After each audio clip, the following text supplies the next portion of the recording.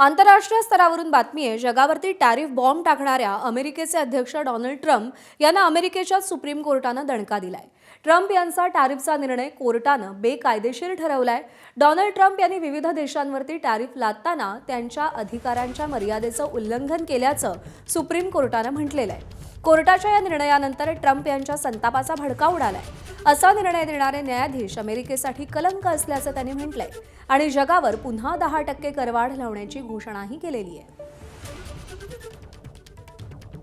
दरम्यान या निर्णयाचा नेमका कसा परिणाम होईल ग्राफिक्सच्या माध्यमातून आपण पाहूया।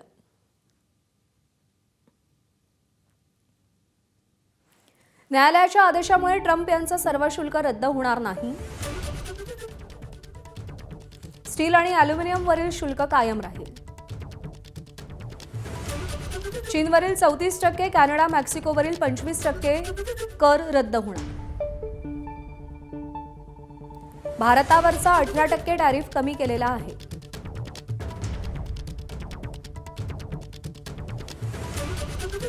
या मार्चमध्ये या अंतरिम करारावर स्वाक्षरीची शक्यता आहे। सर्वोच्च न्यायालयाच्या निर्णयानंतर भारतीय निर्यातदारांना परतफेडीची शक्यता आहे।